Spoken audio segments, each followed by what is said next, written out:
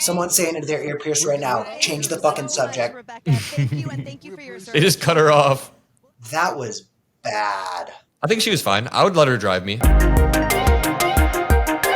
Donald Trump threw a fascist parade, and it kind of flopped really big while everybody showed up for No King's Day, including my good friend Adam Mockler. How you doing, buddy? Sup? Thanks for having me, man. So before we go into some stories about your experience at the protest, I just kind of wanted to take a look at Donald Trump's cringe snooze fest of a North Korea parade. Our great producer Dante has prepared some clips for us to look at, but you saw how that went. That was pretty embarrassing. It was pathetic. It was like a Timu North Korea parade. It was terrible.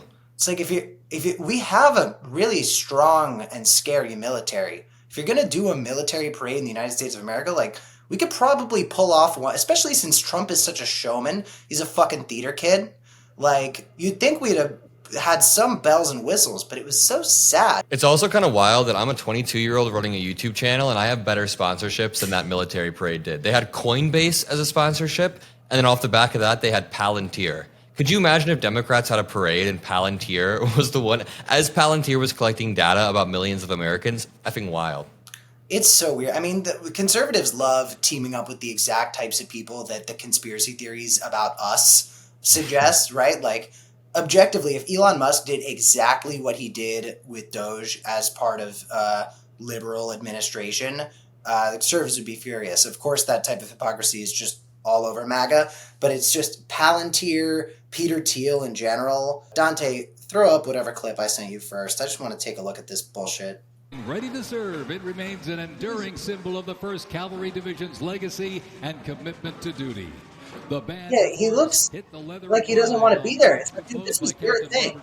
Dude, it looks like a young kid playing with like toy tanks and moving them around. Why does it look so cheap? Did they make it intentionally cheap because they hate him? A kid whose parents didn't even buy them nice toys. Yeah, and he definitely doesn't want to be there. He looks pretty sad. Why is he so sad? Because he's underwhelmed. I think he didn't really put planning into it. I don't think he facilitated the actual organizing of the event, and I think he expected something a little bit more reflective of how actually scary our military was. This felt like the school dance that the teachers organized. Yeah. That only kind of like the kids who maybe didn't have more fun stuff to do went to. Dante, can you throw up another? Oh yeah. Rubio is really bad at hiding his feelings on his face. He just visibly yawned while he's manspreading. Israel and Iran are warring right now, and so many top officials from our military were at this parade, and it's like you'd think they would have been in some sort of crisis room trying to prevent even worse things from happening, but Secretary of State Marco Rubio is sitting there yawning, exhausted. No, our Marines need to be in LA, man. Our Marines need to be in LA, quelling peaceful protests, throwing tear gas. You don't understand. Yeah, it's so strange to have it's not strange since it's Donald Trump, but it's so strange objectively to be doing the military parade while the military is busy in the City of Angels, trying to provoke people to be more aggressive. It's such a mess. But Rubio's really bad at hiding how he feels. You remember the pictures and videos of him during that disastrous meeting with Zelensky, where he just had that grumpy look on his face, like oh my God, I loathe you guys so much for dragging me into this fascism. There's also an image we're going to throw up right now of Trump sitting there that I think really covers how he felt about the whole shebang while the No Kings protests were popping off around the country. It's on screen right now. My face when I can't be on Truth Social calling Zelensky names. And it's like, this isn't just like a convenient screen grab. I saw so many pictures just like this where he just appeared to be having a really awful time for the entire parade. It's good. I'm glad. I'm glad he wasn't having a fun time. It was a travesty. I think he's more like us than they think. I mean, I think he's dopamine brained. He wants to be on Truth Social calling Gavin Newsom new scum. And when he's not, when he actually has to sit there, he's a little bit pissed off. But the military parade is weird. It's fashy, and the timing of it is insane. Right at a time when Trump is intentionally escalating the protests in LA, right at a time when he's mobilizing the Marines and the National Guard as a war is breaking out, he uses our taxpayer dollars to do this cheap-ass toy set kit. But also, I kind of loved the fact that he was clearly pissed while there were protests around the country that were just rolling him in numbers. It reminds me of, like, his inauguration when he was freaking out about all those pictures that came out of how few people were out there for it. Specifically, the 2016 one is what I'm referencing. He really had a conniption about people realizing that nobody wanted to pull up to that. He likes to throw a party, and I don't think he likes it when the party's a little bit of a flop. Dante, will you throw up the next clip? Oh yeah, this is him getting a present. Melania doing the Melania smile. He just looks unsatisfied. Oh yeah, they're singing happy birthday. I think they're supposed to be singing it to the military because I think they were pretending this was like a military birthday party. What a terrible birthday party. It's not even a nightmare blunt rotation. I just wouldn't go to the rotation. I just wouldn't show up. I think this is like a nightmare crack rotation. Trump is thinking right now, this guy's a fucking loser. Why am I shaking this guy's hand? They could have sent some like buff Chad up there to like, you know, seem like a kind of alpha male type of military dude. They picked some twink who looks like I could beat him in a fight. Yeah, I was about to say they sent me up there. They sent some dude. Might as well have just sent you, me, all of the other lib content creator boys. They should have sent Harry Sisson up there to give Trump the flag, although he would never do that because Harry stands against the administration. There was some clip of a Fox News host trying to put some sort of positive spin on it. This is going to be a huge driver in military recruitment. If we could take a look at that real quick. There is no doubt in my mind that this will go down in history as the moment that lit a match in this country. The feeling in this crowd is the text messages that I'm receiving from all my He's getting a lot of texts from the friends that he totally has saying they go to different schools. They go to different schools. His girlfriend in Canada. Yeah. This is me trying to explain my Hinge. I'm like, I swear, I've got a bunch of text notifications. Everyone's telling me the same thing. I own it, dude. I own that my Hinge has less traffic than Trump's military parade. Okay, I'm done with this clip. I want to play the one with the drunk lady. Did you see the one with the drunk lady? Oh, no, I heard about this one. Let me see. Let's live react. Oh, yeah. With us now is former He's got a Defense nice Intel smile. Agency officer Rebecca Koffler. Rebecca, what are your thoughts tonight on the incredible symbolism and the messaging that we saw here tonight from the Commander-in-Chief on the Army's 250th birthday? I am so excited, Emily and Lucas Tomlinson. Everybody, like, this is incredible. Smartest Finally, Republican. the Most United coherent States Republican on Fox News. Is back. I want to really thank all of our Army, Navy, and Air Force officers who have been sacrificing Former Defense Intel their Agency officer, by the way. lives. She's fucking Hegaseth Literally, wasted. their families have been Is she wasted or just contributing Republican? to the mission. Most of the time, Probably for the past both. quarter of Let's a let her century, cook. because of the mismanagement of the Give this lady some keys right now. administrative states, they've been fighting these foreign wars. But with our new in chief, Donald J. Trump, they are prioritizing America first. And I want to thank these officers for all of these sacrifices and all of the hardships that their families have been doing. Lawrence Jones, you are doing, you're rocking, man. Like, you guys are incredible. Lucas, thank you. I want to thank Someone's saying into their ear pierce right now. Change the fucking subject. Rebecca, thank you, and thank you for your service. They just cut her off. That was bad. I think she was fine. I would let her drive me. Dante, we have more clips, right? I feel like I sent you a bunch. There is no earthly force more powerful than the brave heart of a U.S. infantryman. Oh yeah, that was Trump dementia-ing the word infantry. There's no braver force than the infantrymen. He's also just like an infant. He's got an infantile vocabulary and view of the world, and it actually annoys the hell out of me. Anytime he talks about our troops, is disrespectful. Remember on Memorial Day, like a few weeks back, when he posted, "Happy Memorial Day to all the radical left lunatics destroying the country." He can't even be serious for a second to respect our veterans.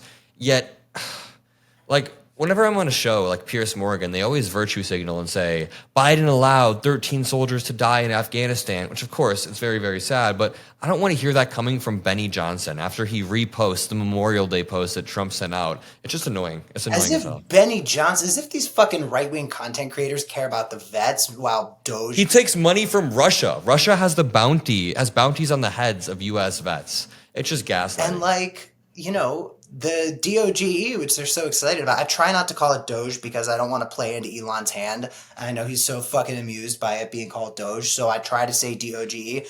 They're cutting veteran benefits. I feel like it's so repetitive at this point to call this shit out, but it's like, what are you supposed to do? Yeah. And another thing that's repetitive is taking something Trump does and talking about how if Biden did literally exactly that, the right would freak out. But if Biden said infantrymen instead of infantry, there would be an ad running with a bunch of infantrymen talking about how Biden disrespected them.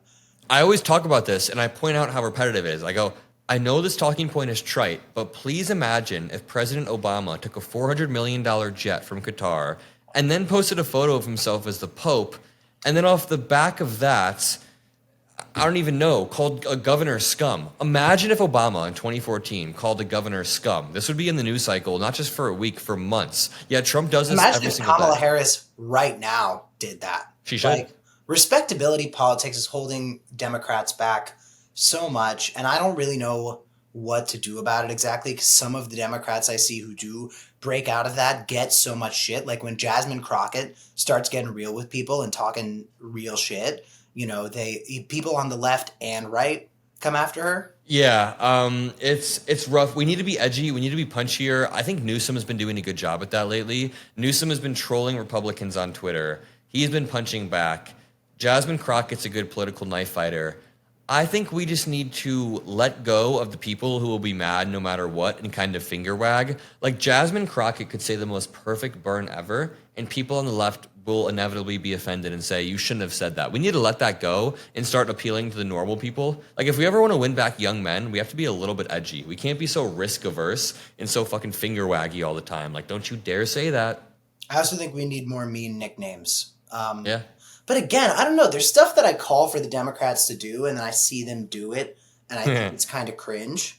Trump can only do some of this stuff because he's so shameless. So incredibly shameless. But I think Democrats can still be punchier and not so risk-averse while not leaning into the cringe of it. Yeah, and it's tough. I don't know. It's like I say we need more Democrats communicating with people online, but then certain Congress people who shall remain nameless like act like they're content creators, and I see their stuff and I'm like, kill me. And my friends are like, Mockler, I know you want to punch back, but you can't just go key Republicans' cars at the bar. That's not a cool thing to do. No, I've never actually done that. As long as it's not a Tesla, you won't get charged with a fucking hate crime. Do you think that's still going to be a thing, by the way? No, it's just public intimidation. I think they just say shit. They just say shit over and over. And by the way, I've never keyed a car before. But no, I do tell my friends we need to be more punchy. And they always ask me what that means. And I think it means still being a good person, still having moral clarity about, like, minorities and minority groups. Like, we should always 100% stick up for trans people in every single situation.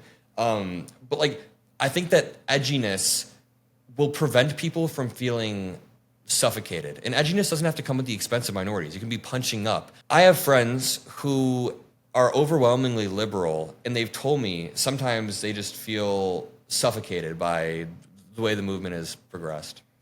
Well, I don't know. It's like I'm a big Newsom hater. Obviously, I've been very impressed with how he's been handling things as Trump has attacked California so brutally. I think Newsom has stepped up and done what Newsom should have been doing all along. I tweeted something like, I much prefer arrest me Newsom to Charlie Kirk, my son is your biggest fan Newsom. But, you know, looking at him for a second, he is punchy. He can be edgy, but he's also throwing trans people under the bus. And I'm like, there's nothing edgy about doing that. Like, it's not counterculture to throw trans people under the bus. Throwing trans people under the bus is the culture. That is the norm in this country. That's what people do.